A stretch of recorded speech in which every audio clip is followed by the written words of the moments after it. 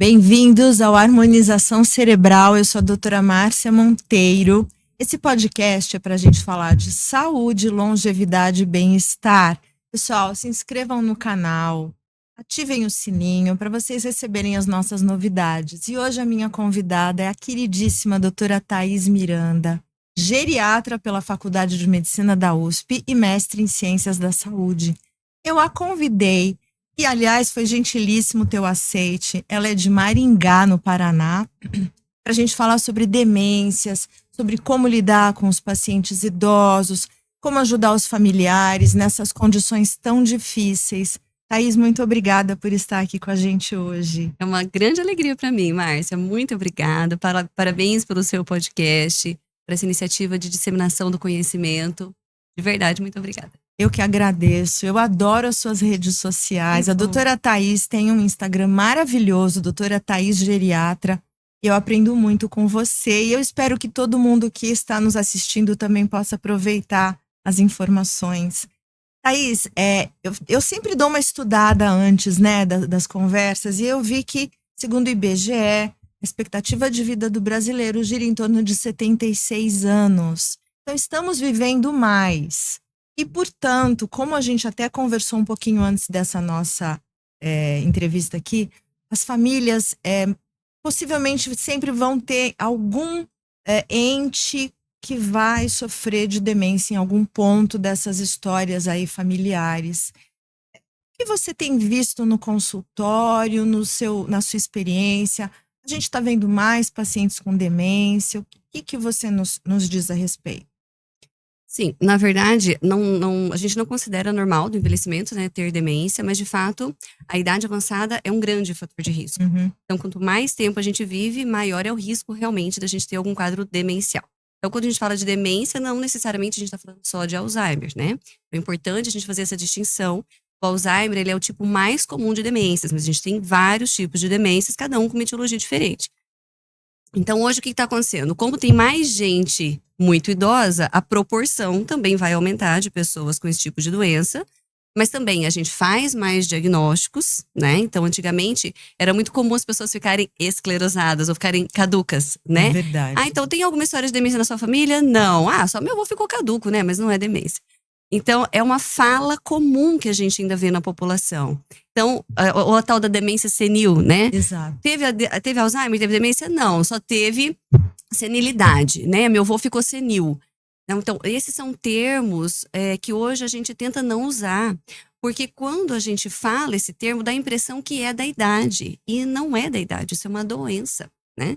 Então, esses termos caduco, senil, esclerosado, eram palavras utilizadas no passado para expressar as síndromes demenciais que hoje a gente tem, né? Então, a gente tem que fazer o diagnóstico. Olha, é bem importante isso que você me disse, porque o nosso objetivo é esclarecer pessoas leigas e médicos não especialistas. Então, me parece interessantíssimo deixar muito claro que a demência não está necessariamente ligada ao envelhecimento, é uma doença, né?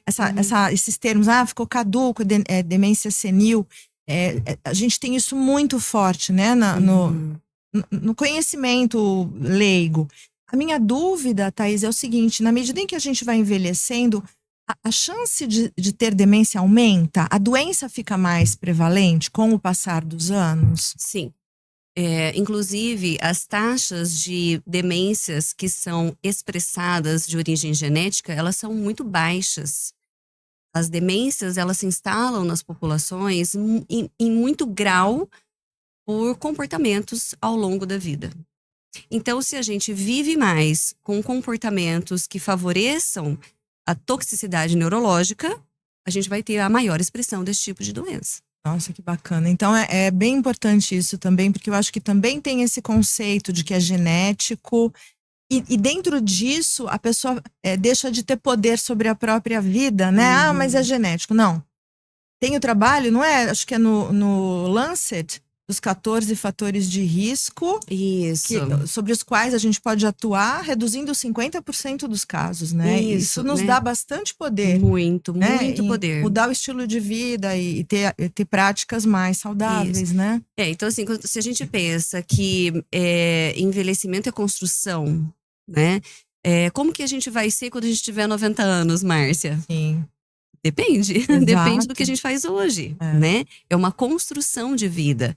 Então, claro, tem coisas que não são tão dicotômicas assim. Nós estamos falando de fatores de risco, né? Então, o que esses estudos têm mostrado? Que quando combinados, esses fatores de risco diminuem em 50% o risco de demência. No Brasil é até maior, se aproxima de 60%. Uau! Então, quanto antes a gente começa, melhor, né? Mas de verdade, isso é um processo. Eu recebo, quando eu publico coisas nas minhas redes sociais desse assunto, eu sempre recebo comentários do tipo: ah, isso não é verdade, porque o meu pai era um professor universitário e ele teve Alzheimer. Sim. Veja, tem situações, né? A gente não sabe todos os fatores que determinam a expressão dessa doença. A gente sabe esses. Então, vamos imaginar, todas as pessoas com demência no mundo, metade poderia não ter. Olha. É muita gente. É muita coisa. A outra metade tem outros fatores que outras variáveis que vão se interrelacionar aí. Mas, gente, metade é muita gente. E é um impacto emocional, econômico, brutal, né? Se a gente conseguir reduzir isso, o impacto nas famílias é absurdo. Um paciente com demência impacta de forma muito grandemente, né? O sono tem um papel? Então, alguém que sofre de insônia ao longo da vida tem maior risco de desenvolver demência? Márcia, assim, dentre esses 14 fatores de risco, não está incluído o sono. Mas, por quê? Porque a gente precisa de mais estudos ainda para entender exatamente em que medida. Mas nós já temos muitos estudos, muito avanço, nos mostrando que o período que a gente dorme é um período que o cérebro faz uma certa higiene metabólica, assim. Existe um sistema chamado de sistema linfático, que o papel dele é remover toxinas que o nosso cérebro vai acumulando durante o seu funcionamento ao longo do dia. Esse sistema só funciona durante o sono. Então, se a gente não dorme o número de horas adequado, ou a gente tem um sono muito fracionado, um sono de má qualidade, esse sistema não funciona bem. E, portanto, o cérebro vai acumulando um mau funcionamento ao longo do tempo. Além disso, existem outros problemas relacionados ao sono, por exemplo, síndrome das pernas inquietas, apneia do sono, que também se relacionam com problemas, né, para a qualidade do sono.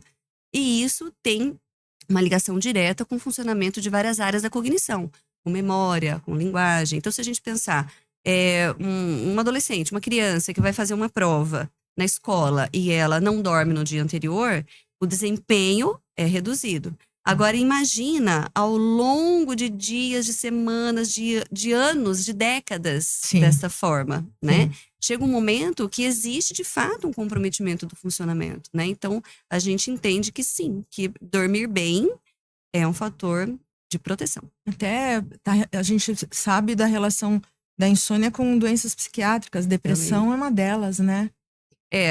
O que começa primeiro, né? A pessoa tá deprimida e dorme pouco, fica deprimida, né? É verdade, o que é que vem primeiro, né? Porque realmente existe uma inter-relação muito grande ali. Exato. Né? Então, o Alzheimer, então, é a demência mais comum. Uhum. O que caracteriza um Alzheimer? O diagnóstico é clínico, né? A gente faz o teste neuropsicológico. Como definir que o paciente tem Alzheimer? O Alzheimer, então, ele é a demência mais comum e a história típica de uma pessoa com Alzheimer ela começa primeiro a perder a memória recente, e isso vai progredindo de modo que ela tenha um impacto na vida dela por conta desse problema de memória.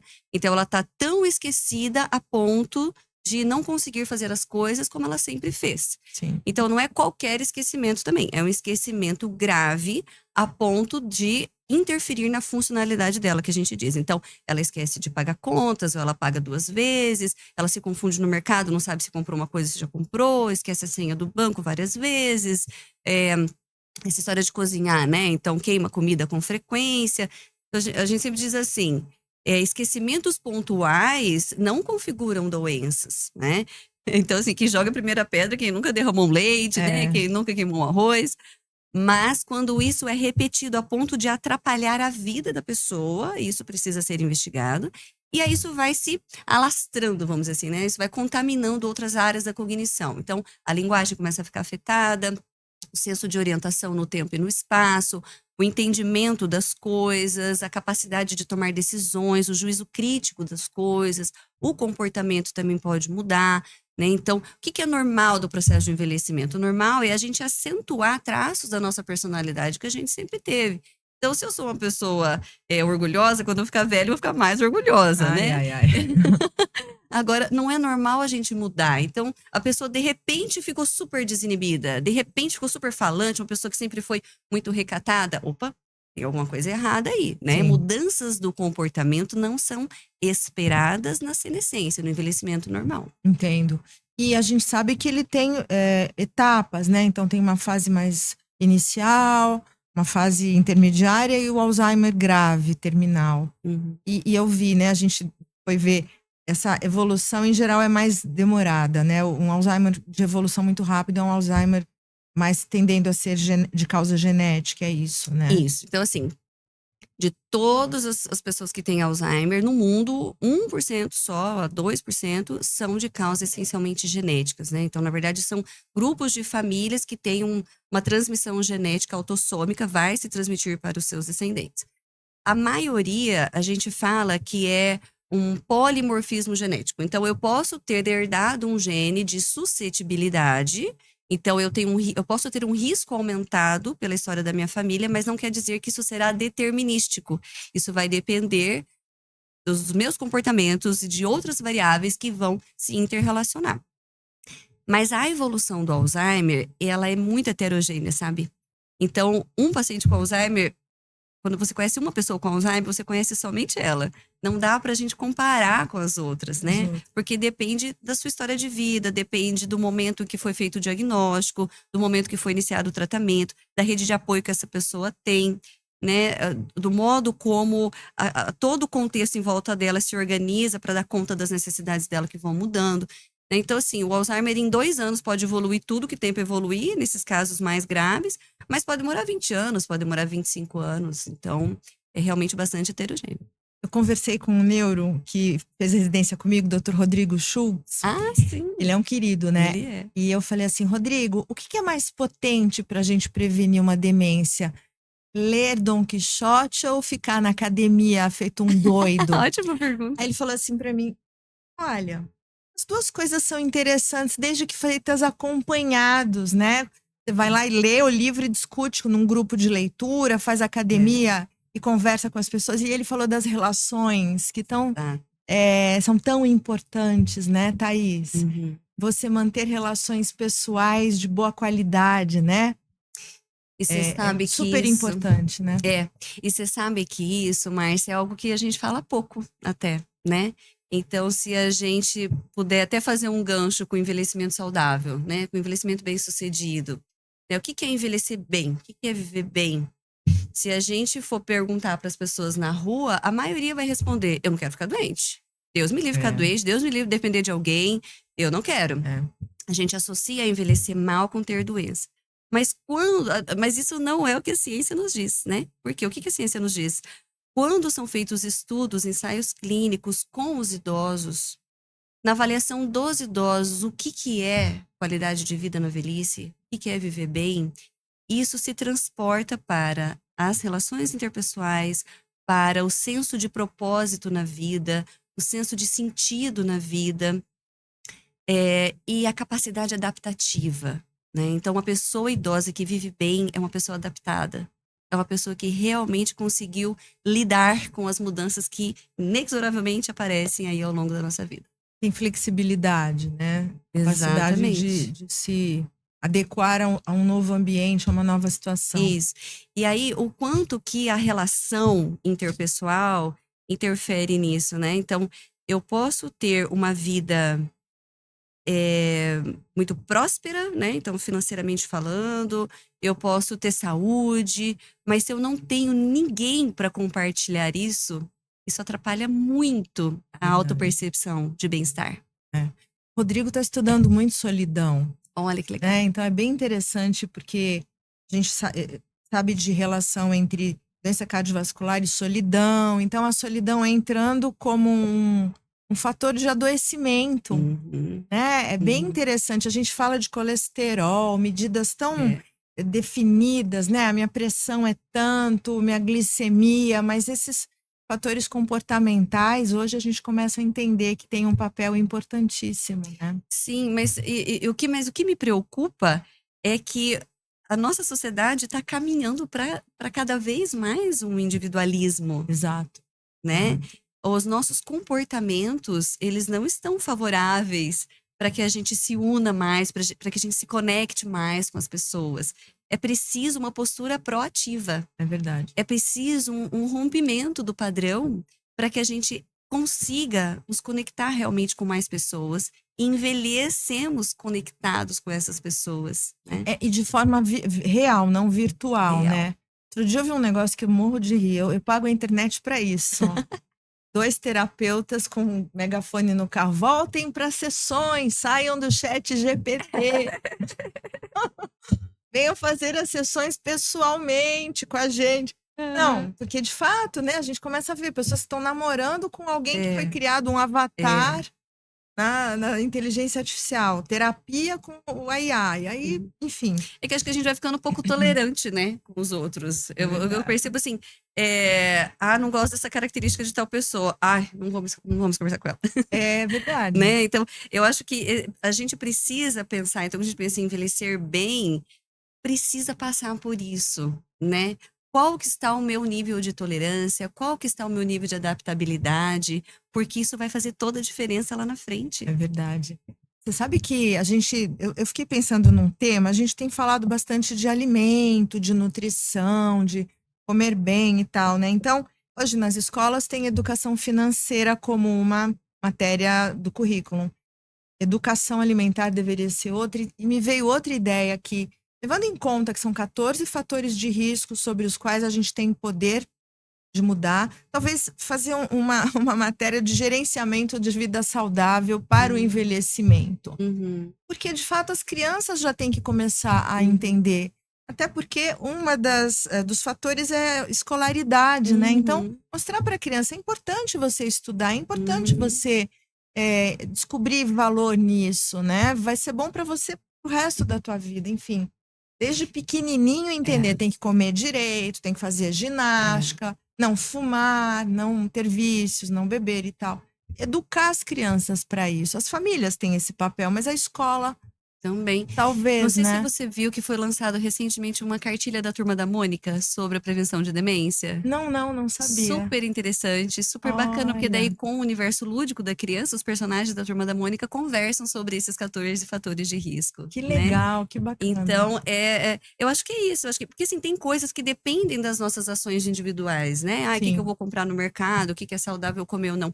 Mas tem coisas que a gente precisa de políticas públicas, Exato. né? Então, assim, quanto que custa eu comprar um alimento in natura e quanto que custa eu comprar um alimento processado, né? Sim. Então, se a gente sabe que o alimento processado aumenta o risco de demência, gente, isso tinha que acender uma luz vermelha para os governos e a gente precisa repensar isso. E a questão também de hipoacusia, né? A dificuldade auditiva e visual, que são fatores, né? Exato. Estão dentro dos 14 fatores, talvez uns Isso. mutirões para avaliação auditiva, enfim.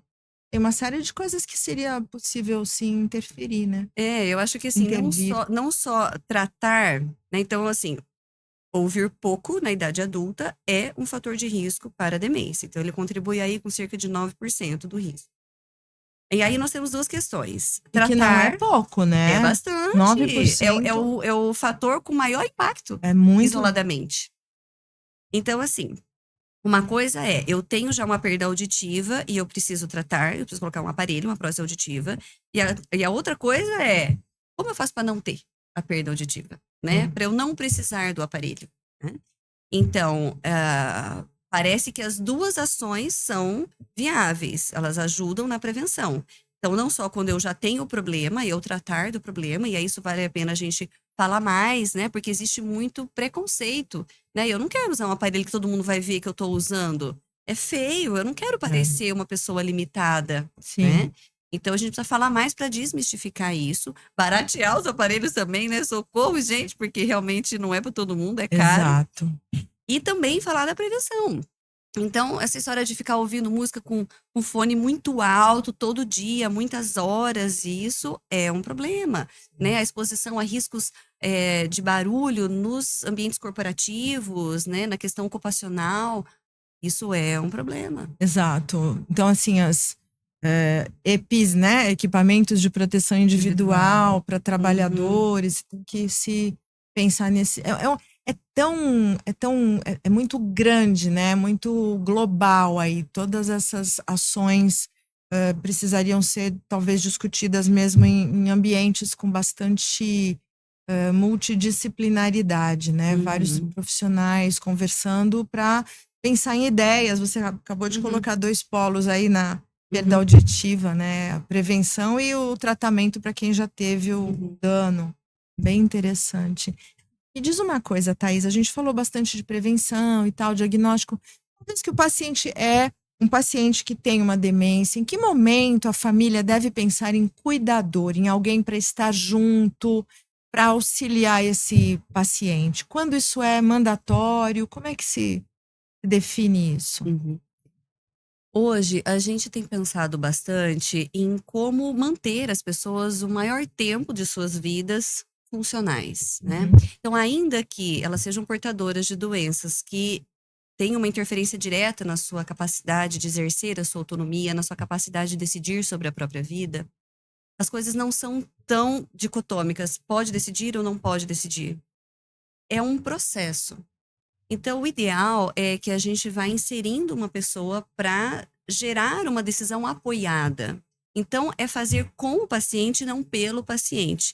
E à medida que a doença vai avançando, o papel dessa pessoa de apoio vai entrando cada vez mais nas necessidades que essa pessoa vai acumulando. Então, quando que a gente tem que pensar em ter alguém para nos ajudar? Quando aquela pessoa está colocando a própria vida em risco, a vida de outros em risco. Quando as ações dela estão mostrando que ela realmente está precisando de algum apoio. Só que essas doenças, elas não envolvem o cérebro tudo de uma vez. Então, o que acontece na grande maioria dos casos ela precisa de apoio para algumas coisas, mas para outras ela é independente. Então, o ideal é isso, é a gente ir inserindo de acordo com a necessidade. E isso não dá para a gente generalizar. Olha, todo mundo da fase inicial de demência vai precisar de um cuidador que faça isso, isso, isso. Não dá, né? Até porque a gente tem ambientes também que podem ser mais favoráveis ou menos favoráveis para sua independência e autonomia. Então, o ideal é a gente analisar, caso a caso, o que essa pessoa precisando de apoio neste momento, nesta fase da vida dela. E aí, inserindo aos poucos. Entendo. É porque a gente fica sempre muito, assim, é difícil às vezes, né? O paciente é resistente e também se coloca, às vezes, em situações de risco. Então, não é uma resposta simples, né? Não existe. Assim, eu gostaria de te dar uma resposta assim, Márcia, faz isso que o paciente vai aceitar o cuidador e não vai ficar tranquilo. Não é bem assim, né? Bem que poderia, né? Exato. Mas a gente tem que pensar que as pessoas com algum tipo de demência não deixam de ser pessoas, né? Essa humanidade que nos permeia continua. Sim. Então, a luta pela autonomia, a luta por manter as suas necessidades, elas são as mesmas que a gente, do que uma criança. Todos nós temos as mesmas necessidades, né? Sim. O que muda é o jeito como a gente expressa essa necessidade.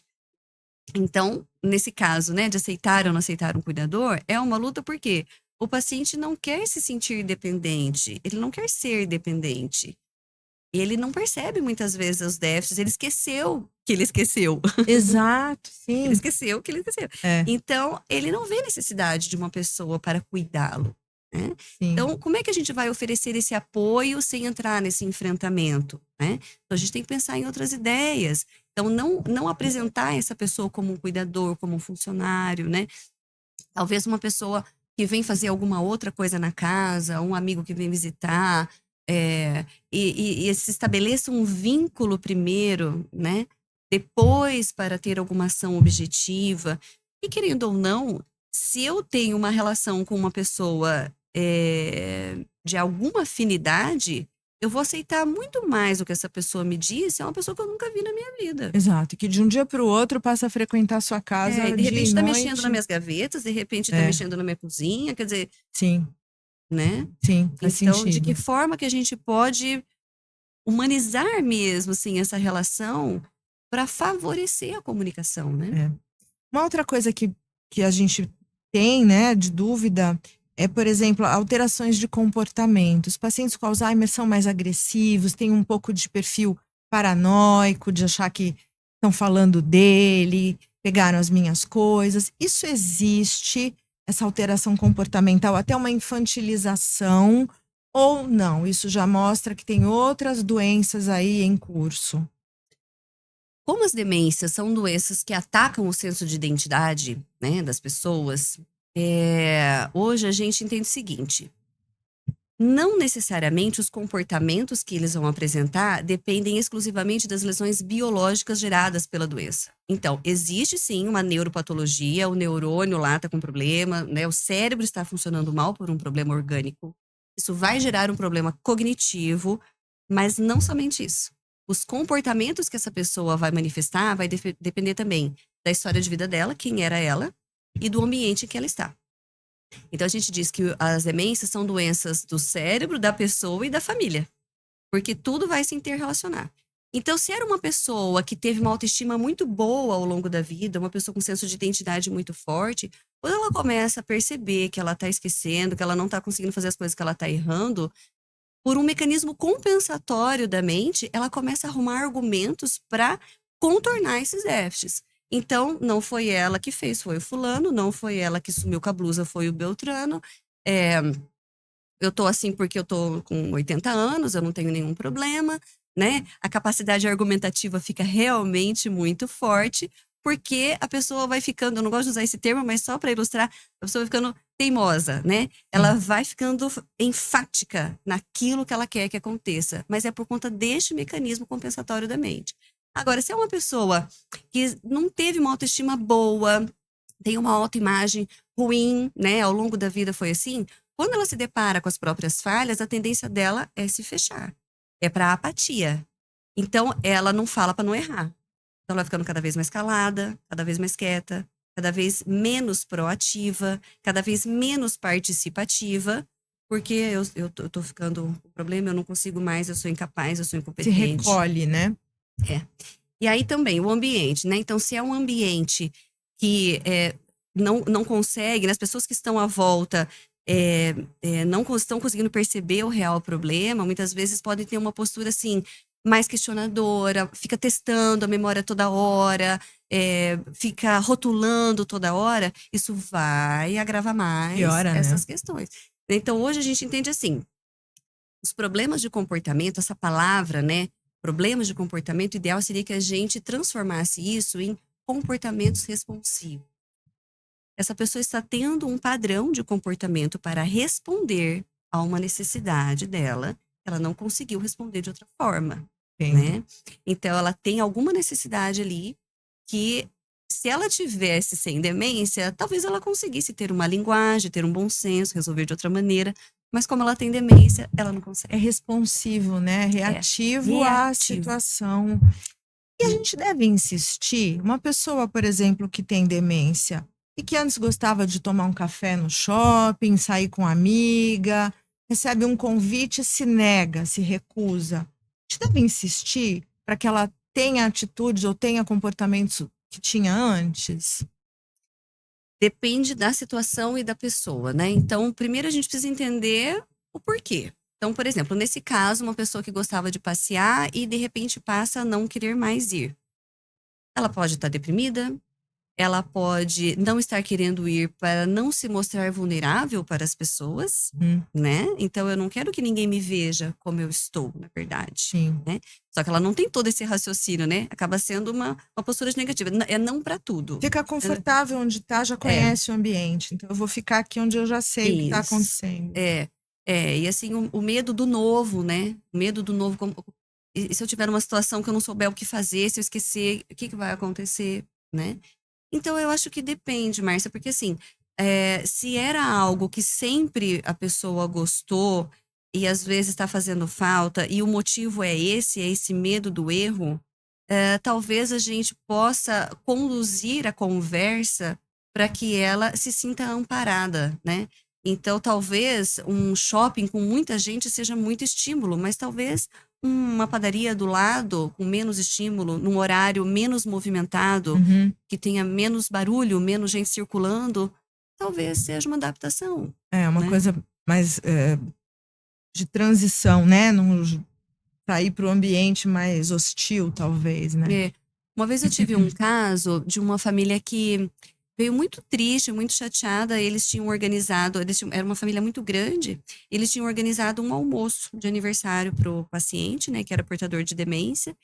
E a hora que chegou todo mundo, né, com aquela ênfase de parabéns e trazendo presentes e crianças e adolescentes e muita gente na casa, a hora que o paciente viu aquele barulho todo, ele correu pro quarto, trancou a porta e não quis sair. Ai, ai, ai. Se escondeu. Some com esse povo daqui, pelo É. amor de Deus. E todo mundo ficou muito frustrado, porque o que eles queriam era um ato de amor, né, Sim. para ele. Então, na verdade, a conversa foi no seguinte sentido: não é que ele não gosta das pessoas, mas é que foi muito estímulo de uma vez só, Sim. mudou muito a rotina dele de uma vez só, né? Sim. Então, assim, Assustou, né? talvez menos gente por vez, falar num tom mais baixo, né? Sem ficar testando, né? Então, aquela história de pai, lembra do fulano? Você lembra, pai? Ó, começa com a letra C, você vai lembrar. A gente acha que tá ajudando, mas o paciente se sente testado, ele parece que ele tá numa prova. Sim. E ele não lembra mesmo. E aí ele vai piorar, ele vai esquecer mais ainda. Né? Fica pior, né? Fica mais. Enfim. O tratamento, ele ajuda em prolongar, né? Quer dizer, diminuir a perda. Como é que o tratamento atua no Alzheimer? O que O acontece? remédio, Márcia, ele tenta lentificar a degeneração, tá? Então, a gente não tem hoje um remédio que cura, infelizmente. O que a gente tem são medicamentos que lentificam a perda e tentam manter a pessoa o mais engajada possível aí nas suas habilidades, né? Tá vindo esses remédios novos, né, agora, que são os anticorpos monoclonais. A intenção dessas medicações é atuar numa fase já bem precoce, né? E tem pacientes que não têm a demência deflagrada, mas elas estão num quadro anterior chamado de comprometimento cognitivo leve. Então, são pessoas de altíssimo risco para conversão para uma demência ou numa demência leve, bem leve, né? Então, tem alguns resultados também, né, de lentificação dessa progressão. A gente acredita que quanto mais o tempo passar, a gente vai ter mais estudos, né, do tempo, né, porque realmente uma coisa é lentificar em alguns meses durante a vigência do remédio, mas será que esses meses, mais meses, também não vai tendo efeito cumulativo, daí em anos isso não vai ter uma repercussão, né, uma diferença muito grande de patamar de funcionalidade, onde o paciente estaria e onde ele está agora com a medicação? Pode ser. Entendi. Muito bem. Você sabe que eu vou fazer umas perguntas agora que eu comecei recentemente, mas para a gente finalizar a conversa, podia ser dividida em uns 3 ou 4 podcasts, né? Porque dá para fazer um só sobre os fatores de risco, outro só sobre envelhecimento saudável e bem-sucedido, que é um tema que eu acho bem importante a gente falar. Enfim, você já é convidada para voltar. A pergunta é sobre livro. Dá uma dica de um livro legal, Thaís. De qualquer tema, não precisa necessariamente ser sobre o assunto que a gente está falando. Olha, tem muitos maravilhosos. Pensando no processo de envelhecimento como um todo, tem um livro que me marcou muito que se chama Mortais. Mortais. O Atul Gawande é um médico indiano que mora nos Estados Unidos e ele faz muitas reflexões interessantes sobre o processo de envelhecimento, sobre o modo como a gente lida com o envelhecimento hoje, sobre a finitude, sobre a morte. Então, vale muito a pena a leitura. Para quem está envolvido nos cuidados com demência, tem vários, mas eu li um recentemente que eu achei muito prático, muito, muito prático, numa linguagem muito fácil, acessível, não é um livro comprido, que se chama Escondendo o Estranho no Espelho. Olha só. De um psicólogo americano chamado Cameron Camp. Sensacional o livro, vale muito a pena. Que bacana. E um filme? Pensando no contexto das demências, eu gostei muito do Meu Pai, porque ele é um filme que mostra Com Anthony Hopkins? Isso. Mostra a visão do paciente, né? Como que ele se sente, né? Nesse processo todo. E eu acho que é um grande exercício de empatia pra gente, né? A gente se perguntar, poxa, a rotina tá pesada e tal, mas talvez ela fique mais leve se eu começar a pensar, o que será que ele tá necessitando, o que será que ele está sentindo, né? Eu acho que fica mais leve aí para todo mundo. Como é a vivência do paciente, né? Como é a vivência do paciente, né? Então, acho que esse é um filme que eu gosto, vale a pena. E para finalizar, um caso que te marcou, uma história, consultório que foi marcante. Deve ter são tantas. várias, né? Exato, ainda mais na sua área, né? Porque você trabalha com a família, né? Não é o paciente só, é como você falou. Eu achei tão interessante essa fala. O Alzheimer é uma doença do paciente, mas da família, de todo o entorno. Né? Eu brinco com os meus amigos geriatras, né? Que nós temos um presente na nossa profissão, que é aprender dia a dia, né? Com a vida das pessoas, com a história de vida das pessoas. Então é muito maravilhoso. Muito rico, né? Mas eu vou trazer, nesse contexto aí das demências, uma história de uma família muito bacana, que é o seguinte. A realidade da maioria das famílias independente se são 10 filhos, 5 filhos, 2 filhos, fica para um resolver os abacaxis, né? Sim. Fica para um a principal responsabilidade. E é um sofrimento muito grande para esse filho. E eu tive um caso de uma senhora que ela tinha 6 filhos. E cada filho teve uma história de vida muito diferente, né? Um teve uma prosperidade financeira muito grande, o outro quis correr o mundo, o outro era profissional da saúde, o outro não tinha muitas dificuldades financeiras, mas tinha uma habilidade muito boa social. E os filhos, diante do diagnóstico da mãe, os filhos se organizaram e separaram as responsabilidades de acordo com o que era mais fácil para cada um. Olha que interessante. Então, não que todo mundo tem que fazer tudo, mas eles conseguiram fazer quase que uma planilha, sabe? Então, assim... Era uma empresa. Exatamente, exatamente. Então, aquele filho que tinha condições financeiras maiores, mas morava longe, não podia cuidar, mas ele pagava. Sim. Né? Pagava remédio, pagava exame, pagava o plano de saúde. Né? Aquela filha que estava desempregada ficava no dia a dia ali. A outra, que era profissional de saúde, ficava responsável por levar no médico. Daí ela ia conseguir conversar melhor, entender melhor e transmitir para os irmãos, né? E como eles eram em 6, aí cada dia um ia lá dormir na casa. Olha que bacana. Então eles fizeram uma escala. E aí eu perguntei para as filhas que levavam, né? Eu falei, escuta, mas vocês não têm conflito só para eu saber, né? Não rola nada, nenhuma treta, assim. E aí ela me disse que sim, que rolava, mas que eles conseguiam se entender, conseguiram melhorar a comunicação entre eles quando eles entenderam que cada um ia fazer aquilo que dava conta de fazer. E não aquilo que um achava que era o comportamento de todo mundo, né? Sim. E que às vezes a gente tem isso, né? Tem que ser do meu jeito, porque é assim que se resolve. Sim. Mas cada filho desenvolve um jeito diferente de resolver as coisas, né? Essa história é bem incrível, né? Porque traz muitas lições, né? E é diferente realmente do que você vê geralmente. É diferente do padrão. E a paciente estava super bem cuidada, né? E muito mérito dela, né? De ter educado esses filhos, possivelmente, dentro desse contexto de participação de todos, enfim. E agora eu me lembrei de outro detalhe que a filha me contou. Eu perguntei assim, nossa, mas a tua mãe, ela deve ter dado muito amor para vocês ao longo da vida, né? Para vocês estarem com essa sensação de vontade de retribuir. Sim. Ela me disse, não, a minha mãe era uma onça. Minha mãe era uma onça brava.